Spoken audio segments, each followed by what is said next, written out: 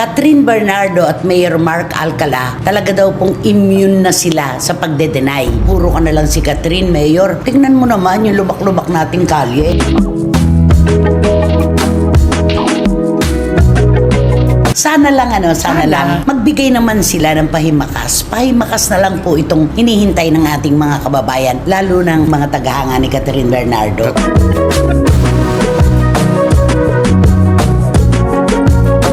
Daniel Padilla at saka Kyla Estrada, immune na rin naman sa pag-amin ng katotohanan.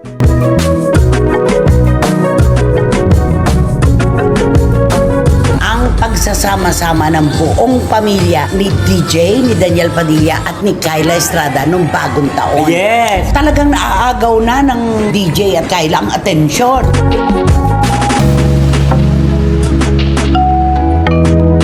Dito sa parang sumuko na Katniel sa DJ Kyla. Ito na. Lantaran na Bitiranang kolonista na si Christopher Min, ibinuking ang totoong dahilan sa pagkikita ng pamilya ni Daniel Padilla at Kyla Estrada. Catherine Bernardo, tahimik!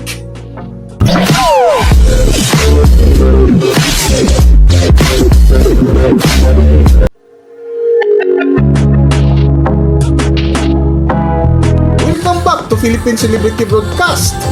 Bukang bibig pa rin hanggang ngayon ang kaganapan sa salubong ng bagong taon na kung saan iniintrigang magkasamang sinalubong ng pamilya ni Daniel Padilla at Kyla Estrada ang bagong taon sa J. Castle sa Tanawan City, Batangas. Sa vlog nga ng bitiranang kolonista si Christopher Min ay isa ito sa kanilang mainit na paksa na kung saan muling binalikan ni Christopher Min ang nalilink ni Catherine Bernardo na si Mayor Mark Alcala. Ito lang, nakukumpuse lang tayo lagi kay Catherine at saka kay Mayor kasi talagang... Yun na nga, wala Bakit di namamatay-matay ang issue pero wala naman tayong nakikita? Tuloy, tingnan mo napapansin. Ayaw niyong umamin. Ang napapansin, yung lubak-lubak na kalye sa inyong lugar. Sa Lucena. Ang dami nagre-reklamo. Puro ka na lang si Catherine, Mayor. Tingnan mo naman yung lubak-lubak nating kalye.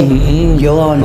Kasi nga, ano kaya ang dahilan, Bukod sa kapribaduhan, ano kaya talaga ang dahilan nila? Iniisip May ko na nga. pumipigil ba? Oo, talagang wala. Ano yun? Yun na yun sa akin, tingin ko rin Kung wala naman, dapat magpaliwanag din naman sila. Ang dali namang sabihin na, wag nyo naman pong idinidikit ang pangalan ko kay Mayor Alcala. Wala po kaming relasyon. Walang ganun si Catherine. Si Mayor Alcala naman, hindi rin sinasabi na hindi ko nililigawan o hindi ko karelasyon si Catherine. Baka nasa portion pa lang sila na yun ng getting to know. Wala pang relasyon. Di magsabi na andun pa kami sa proseso ng kinikilala pa namin ng isa't isa. Wala zero. Oo, wala Pero nakaka-excite sana Tagal na yun election day pa yun. Bago mag-eleksyon. Pinag-uusapan na sila hanggang ngayon, hindi pa rin mapatay-patay ng issue hanggang sa eleksyon niya ng 2028 mag-uusapan. Diba? Siguro nga. Pero alam mo, may kikwento ko sa inyo. Ano yun? Tungkol kay Mayor Mark Alcala. Ano yan? Ito pala siya, palagi na sa Uptown. Dito. Uptown. Katipunan? Sa Katipunan. Sa may UP. Yun. Doon palagi daw siya nagkakape sa gitna. Yung may kapihan na mahilig sa gitna, di ba? Meron doon, may open air kasi. Yes, may open air. Tapos marami daw yung kasama palaging bodyguard. Yung kwento ng waitress doon na nakilala ko. Marami daw yung kasamang bodyguard. So sabi niya, mabait naman daw siya pag inaalok pala siya na, sir, pwede po ba tayo? Pinakikilala siya dahil pinag-usapan siya sa social media. Kilala siya bilang boyfriend ni Catherine Bernardo. Sabi, sir, pwede po sir tayo mag-picture. Sabi niya, sige, halika mag-picture. Ito na. Habang doon, siyempre, alam mo naman yung mga chismosa, mga marites. Habang nagpipicture daw siya, sabi niya, sir, totoo ba yung kayo ni Catherine? Sumisingit. Sinisegoy lang Ano gano'n. sinasagot? Tumatawa lang. Mumingiti lang daw siya. Tapos, siyempre, alam mo naman yung mga marites, hindi mapakali. Siyempre, pag mag-serve daw ng kape, pupunta niya daw yung bodyguard. Sabi, totoo ba yung silang dalawa ni Proxy. Hindi kaya nando sa ilalim ng mesa si Catherine. Pero alam mo, itong talong, ang daming gustong malaman kung talagang sila. Hindi, kasi nga, binibitin Kapag naman sila umamin, wala nang ganito katinding interes. Correct. Sa patuloy nga ng kwentuhan ni Christopher Min ay ibinahagi nila ang kaganapan ng pagsasama ng bagong taon ng dalawang pamilya na tila binansagang pang-oversharing ng mga kritiko ang pagsasama ng pamilya ni Daniel Padilla at Kyla Estrada. Para sa buong kwento, Narito ating panoorin ang video. Gayon ang talagang pinagkukwentuhan ang pagsasama-sama ng buong pamilya ni DJ, ni Daniel Padilla at ni Kyla Estrada nung bagong taon. Yes! Saka oo. naman, ano mo, di ba, hanggang 7:30 lang ang J. Castles kasi sinolo nila yung Oo, exclusive. Oo. At saka ito ang maganda kasi nagsasani pwesa ang dalawang pamilya. Pamilya. Wala nang duda. Ito na talaga Oo. yon, di ba?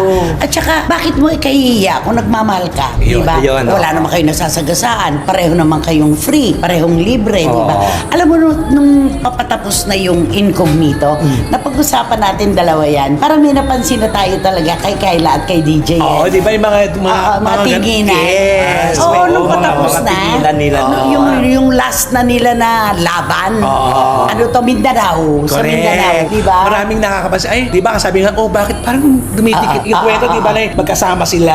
Yun na pala yun. Yun ang pag-usapan namin ni Romel lagi yun eh.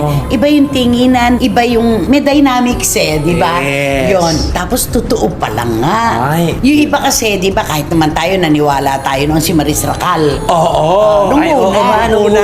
Akala nga natin sila, dalawa, di ba? Nung una kasi. Oo. Yung pero pala. nung pahuli na, makikita mo na talaga iba na yung tinginan ni Kyla at saka ni Doon DJ. sila nagkapalagayan ng loob. Oo. At pagkatapos noon, itinuloy nila, di ba? Yes. At ito po, nakakatuwa, ano? Kasi pamilya ni Kyla, ando sila Janice, buong mga kapatid. Oo. Si Carla naman, nandoon din, at ang mga kapatid ni DJ. Di ba naman dito palang makikita na natin na inihahain nila talaga sa publiko yung kanilang magandang samahan. At saka dito na yung cards on the table na silang pamilya. Yun ang pinakamaganda para kung ano't ano man, pwede lang pag-ayusin kung mag-aaway, kasi, di ba? Ang ganda ng sinabi ni Janice, nasa edad naman na si Oo. Kyla. Alam na niya ginagawa niya. Siya na magdedesisyon. Kahit si Jan Estrada, yun ang sinabi. Si Carla naman, kung saan maligayang anak ko, doon na rin ako. Ay, napaka-positibo. Diba? Bas-bas. Positive. Napaka Oo. may bas-bas. Kaya pag pinagkumpara mo talagang naaagaw na ng DJ at Kyla ang atensyon. Correct. Diba? Oo. Iba yung kay Kyla, iba yung kay Daniel. Diba? Mas ang Daniel at saka Kyla talaga. Ay, sure na yun, oo.